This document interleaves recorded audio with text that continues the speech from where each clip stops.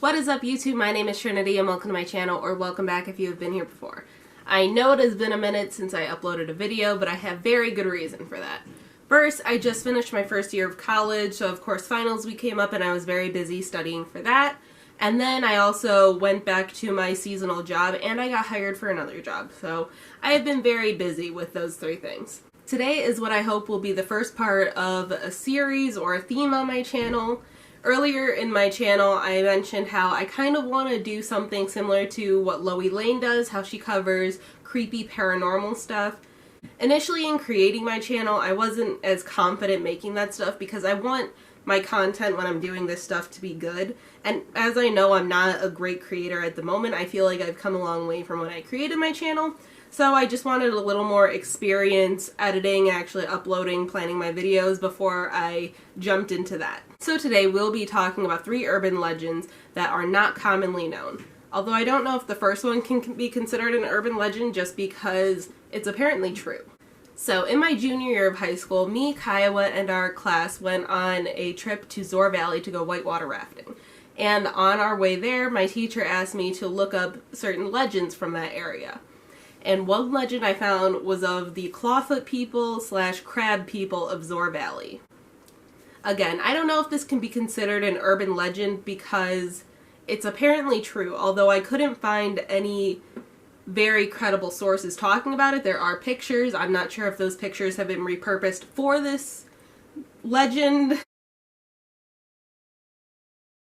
The story goes that most of the inhabitants of Zoar Valley were all descendants of the same woman, an English prostitute who had settled in the area in the 1800s. Because she was exposed to syphilis, her children were born with abnormalities which fused several of their fingers together, making them look like they had claws. Because this was a small isolated community with not a lot of unrelated people to marry into the family, this abnormality became more and more common within Zoar Valley.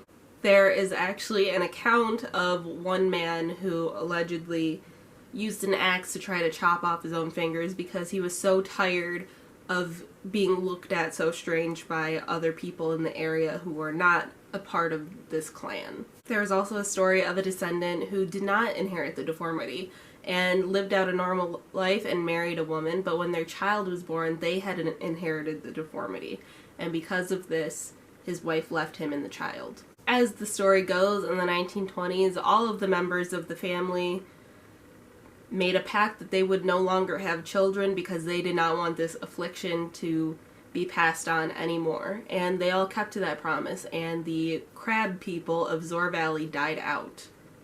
I hope this doesn't seem like I'm making fun of these people if this story is true, or at least bits and pieces are true. I feel bad for these people. I know sort of what it's like to have a genetic defect, but not to that level, of course. Most people I know don't even know I have this unless I tell them. So I'm not trying to compare it in that sense, but I do understand to a lesser extent what it is like, and I feel very bad for these people. Obviously, they were being outcast for things they didn't even control. So I hope it doesn't come off like I'm making fun of these people. I just thought it was an interesting story to tell. The second urban legend is called the Well to Hell. Some Soviet engineers, led by a man named Mr. Azakov, were drilling somewhere in Siberia. They were drilling a hole about 9 miles deep, or about 14.4 kilometers deep, when they hit a cavity. They broke through the earth and there was an empty cavity below. Obviously they couldn't go down there themselves. They lowered a heat-resistant microphone down and recorded the temperature, which was about 1,000 degrees Celsius or over 1,800 degrees Fahrenheit. Down there they heard the screams of what they described to be tormented souls. They had dug straight into hell. While this did not happen, the Soviets actually drilled a 12-kilometer hole in the Kola Peninsula, and they did record strange sounds, but it was nothing supernatural like digging straight into hell. They were geological anomalies that were causing these strange sounds, but obviously until they ran tests and figured out the origin of these sounds, maybe they did actually think they drilled into hell. Who knows? And this last urban legend is more funny than scary like the other two were. It's called the baby train.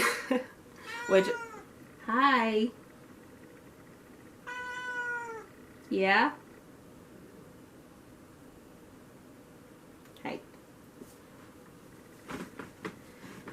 This last urban legend is called the baby train. And it's a very short, simple tale. Essentially, there is a very small town that was experiencing a strangely high birth rate for their population. The cause of this? A train that would go through their town at 5 in the morning and blow its whistle, waking everyone up because it was too late to go back to sleep and too early to get up. People would just get busy, and that's where all the babies came from. Thank you for watching this video, guys. I hope you enjoyed it. I know it was kind of a mess. Probably not as long as some of my other videos have been, but of course this is the first and hopefully a series where I'm talking about a whole bunch of creepy stuff. If you liked it, leave a like and comment down below. And if you're not subscribed, please subscribe already, or else you're going to break Cuddle's little heart. Right? Thank you again for watching, and I will see you guys in the next video. Bye!